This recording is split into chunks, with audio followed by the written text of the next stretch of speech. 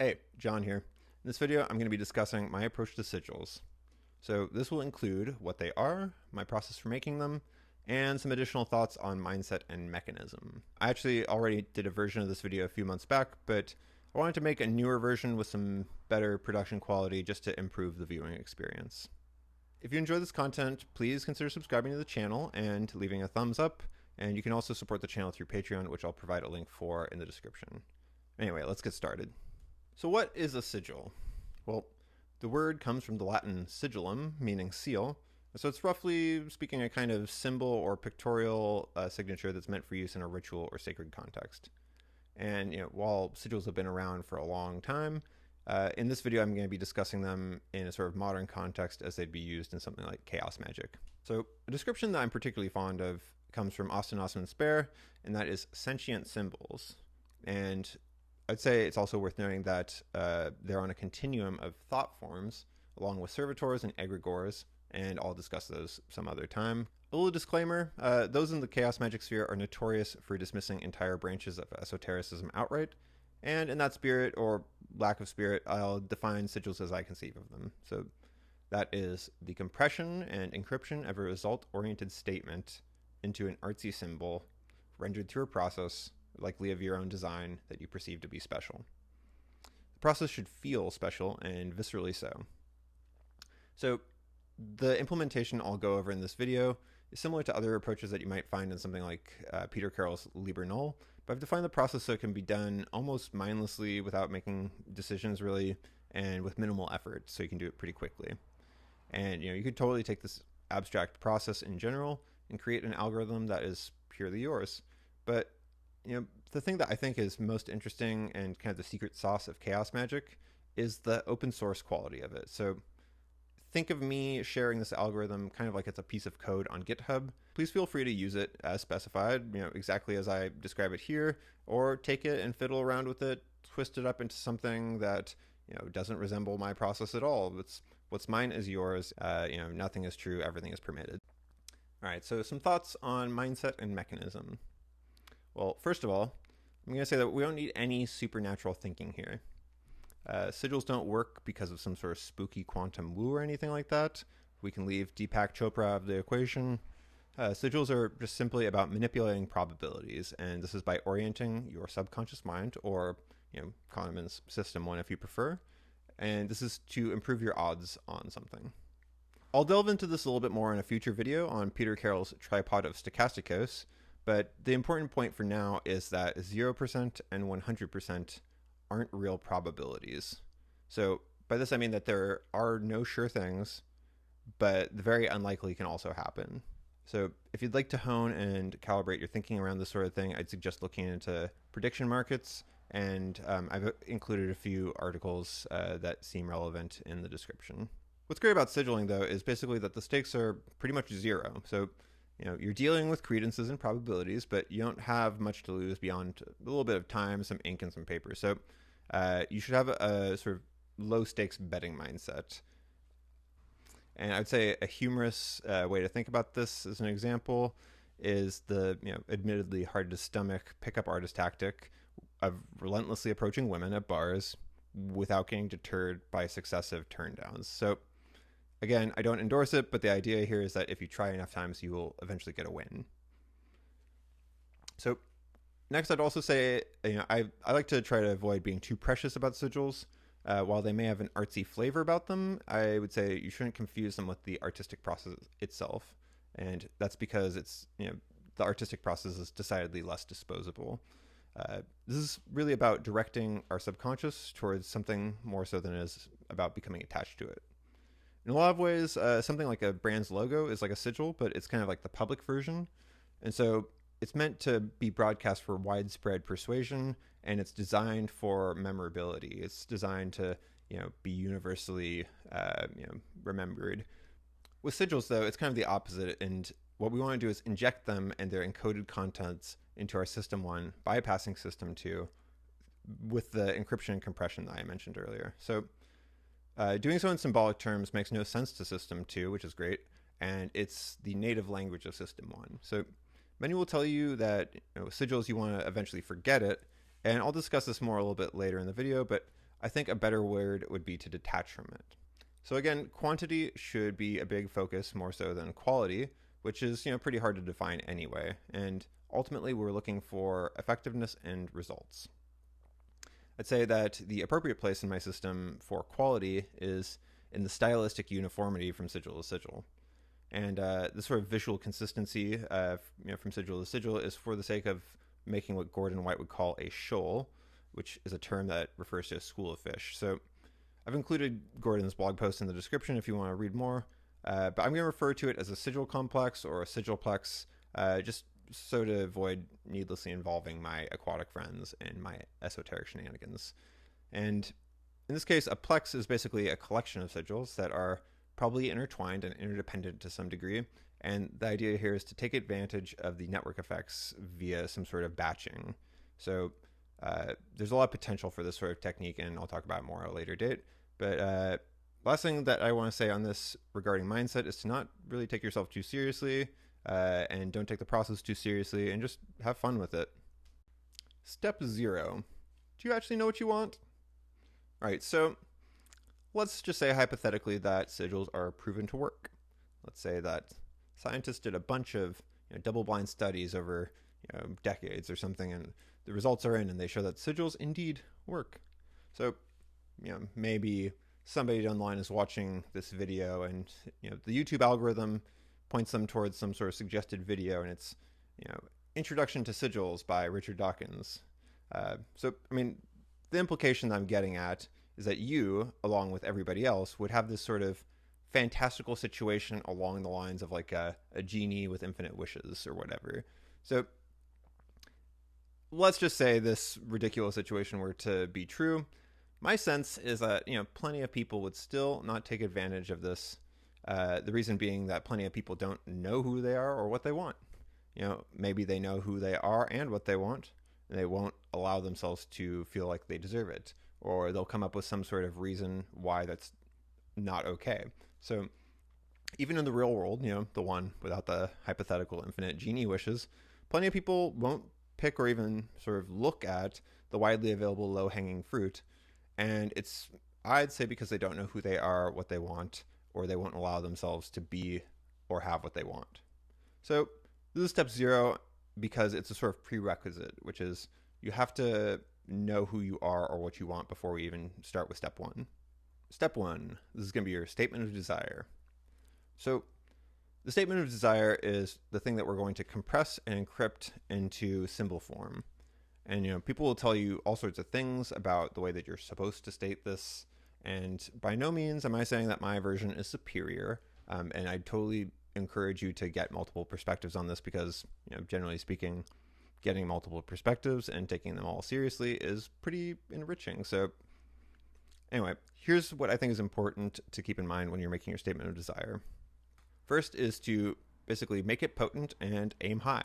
In this case, I'd say that the cliche of, be careful what you wish for, that type of thing, is actually really good advice. And maybe not in this sort of like, be careful, like you're going to get punished type of way, but I would restate it as don't be too conservative in what you put as your statement. Honestly, there's no shame in having the sigil fall short or fail entirely. So really don't be bashful, aim high. Quick little story time. One time I was doing some economancy that was sigil based, and I decided to jot down some targets in my calendar. And this was for the sake of gauging how effective this was going to be. So I spaced them out over the couple of months to just see if I was on track. And I gave myself plenty of time for things to come together. Basically got the results very quickly, and I overshot my targets significantly. So by the way, a lot of people will attest to this, that sigils are sort of freakishly accurate sometimes. Like if you put a number in them, it often is pretty specifically reflected. And I'm not saying that there's any sort of real spooky stuff going on here, but that's just what people have experienced. So anyway, in the haze of my satisfaction, I totally forgot about these notes I jot down in the calendar because I was just happy that it worked. But some time went on, and eventually one day, much to my dismay, my results basically became more accurate, and they corrected themselves to my original target that I set, which was significantly more conservative than the initial result that I got. So In this case, basically, I still got what I wanted, but when I overshot, that was corrected to the initial conservative target. So, just some food for thought. Next thing I'll say is to state your statement as a positive and to basically treat it like it has already happened or it already is. And so, it's the sort of thing where somebody says, don't think of the color blue. And, of course, your mind summons, blue and various blue things. So I think that's best to say it in a positive and to treat it as if it already has happened. Next one, and I haven't really tested this myself, but it's just it's more of like an ethical guideline that I think is pretty widely accepted about sigilling and various, occult stuff in general. And that is to sigil for yourself and not for others. And so, even if you're doing something that's, sort of generous in intention, or you have good intentions that are aimed at somebody else, sure, you could do that, but I think it's a little bit presumptuous to think that you know what they want or what they need. And it's probably best to focus on sorting your own shit out instead of others, because maybe their shit is totally sorted out and you can't see it because your shit is everywhere. So at the end of the day, though, I think that it's important to just make the damn statement. Don't be too precious about it, and just say the thing that you want to orient yourself towards. So one quick little last tidbit on a technical level is that there's no need to make it an I statement. Basically, the algorithm cancels this out anyway, and I'll demonstrate this shortly what I mean. But it's also good to make the statement direct and keep it very succinct. You want it to be maximally rich in personal meaning with the minimum bits of information necessary. So you can also cut out possessives like have or get. This stuff is really implied in sigilling in the first place, and you don't want to inadvertently orient towards something like having or getting at the expense of your actual goal. So here's the example. Infinite bliss. So this is a sort of Peircean transhumanist version of something like do as thou wilt, yada yada. And notice it's not I have infinite bliss. We're not ordering lunch at Cafe Gratitude or anything. And also the word infinite here totally satisfies that aim high criteria, like kind of as much as possible, really, because does infinity exist? All right, step 2 is compression and encryption. So this method is going to be pretty similar to the one described by Peter Carroll in Liber Null and Psychonaut, but I defined some of the nitty-gritty specifics according to my own personal preferences. And honestly, you could do this any number of ways. People will do some sort of cipher to obscure the statement, or like a magic square type thing, and that's all cool. And I certainly do love cryptography, but I think a lot of this is kind of more effort than it's worth. So basically, I want to obscure and reduce the statement. So the way that I do this is I start by removing some components, and that is the vowels and the redundant consonants. So with our particular statement of desire, which is infinite bliss, you're going to take out the vowels and the redundant letters, which makes it NFTBLS. So at this point, a lot of people will just sort of intuitively go about this and scramble those letters into some sort of little picture-y symbol type thing. All right, step 2.5. This is the rendering process. So with the remaining letters, I basically deconstruct them into smaller subcomponents, which are the pieces that you might sort of break the uppercase letters into. So there are 7 of them altogether, and it's basically vertical and horizontal lines. Then you have diagonals that face one way or the other, and then you have these sort of rotated curves, basically a C or a backward C. And lastly, the rotated sinusoid or an S. So with our example statement, we have NFTBLS. The N becomes 1 slanted line plus 2 vertical lines. The F becomes 2 horizontal and 1 vertical. And you continue like this for the rest of the letters until you have a collection of these subcomponents. All right, so step 3, fiddle around. So these subcomponents yield a sort of histogram or distribution based on frequency of occurrence. And then I use this as a way to define the structure of the symbol and sort of like the hierarchy of the structure. So I like to start with the least represented component or components and use that as the nucleus of the sigil. And as you get to more and more common components, those become increasingly ornamental. So in our example, we have only one diagonal that goes to the right and then one S. So these will be our nucleus. Then the rest of the subcomponents are basically going to become increasingly ornamental. We have 2 backward C's, 4 horizontal lines, and 6 vertical lines.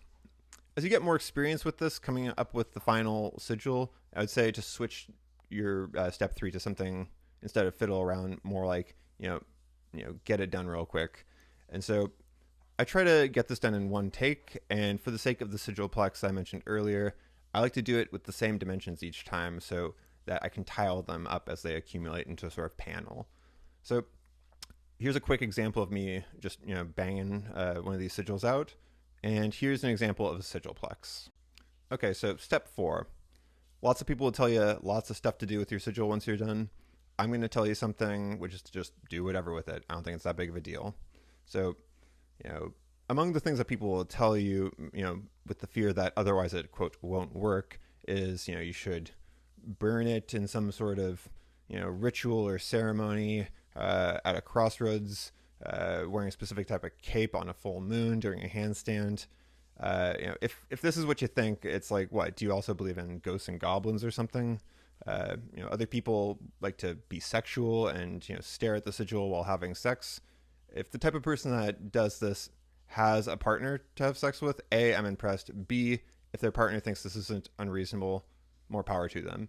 However, I think some of this pageantry is a little bit much, but there is something to be said about, bringing a certain degree of weight to the situation. And so if you want an interesting window into this, I would check out the book Manual of Psychomagic by Hodorowski, where he has all sorts of ceremonies and rituals, and he details how you would go about them. It's a little bit much for me, and just please don't do any like animal sacrifice or anything. My suggestion is just do as you please. For me personally, I'm content just making them and moving on. I don't actively destroy the sigil, and I don't really buy into a lot of this, but my results are generally pretty satisfactory, and I basically just put them on the wall or leave them around. But then again, you don't need to take my word for it. Take everything I'm saying with a grain of minerals, because truth be told, I don't really have a cape collection whatsoever, so what do I know? So here are some quick sigil-related things to just get some ideas flowing. All right, so retrocausal sigils. This is one from Peter Carroll. The idea here is pretty interesting, and it's infrequently discussed, but the concept is along the lines of sigilling about your past. So while obviously you can't actually change history, you can't change the events of the past, you can totally sigil to affirm a new relationship to it. And that relationship can be one that you choose. Another one is what's called the robofish, and this is another one from Gordon White. And I'll link his article that he wrote on it a while back, but I'm going to call it something else because I don't really want to involve my non-human friends in my shenanigans. So I'll think of it as like a plant or something, in the sense of like a shill or a clack or somebody who shows up to an event to readily applaud. The idea is that this sort of encourages the rest of the audience to be swayed and follow along. And so the way that you do this in a sigilplex is you'd include something that you feel is basically in the bag, something that's verging on that theoretical 100%. And so this might be something like, I will eat spaghetti tonight, or something that you just know is very likely to happen. Just, I guess, make sure you get your groceries first. All right, the last thing I'll mention here is exploring other algorithms and generating sigils with a sigil generator. So in the description, I've linked a website that you can use to really easily generate sigils according to a bunch of different algorithms, actually. So it's super fun to fiddle around with, and you can really get lost in it for hours. I will say, there are plenty of ways to use this creatively, but it does put you at risk of the process not really feeling special enough. And again, I think that's important for this process to feel special on a visceral level. So if you want to use this, I think that's just important that you put enough effort into it to make it have a sense of weight and significance. In conclusion, I'd like to say that whether or not there's a clear mechanism to explain the freakish effectiveness of sigils, I think that they're a cheap, easy, and fun way to orient yourself towards your desires, and the more of them that you make, the more that you'll be oriented towards your authentic self. So again, quantity is quality here, and I suggest figuring out a process that you really enjoy, that feels really special to you, and get really good at implementing it, and implement it often. If you enjoyed the video, please consider subscribing to the channel, as I'll be putting out more content along these lines. I'll be covering topics such as probability manipulation, according to the tripod of stochasticos, then some additional thought forms like servitors and egregores, as well as the techniques of Brian Geisen and William Burroughs, like the cut-up, the playback, and the dream machines. So, as always, thanks for watching, and I'll see you next time.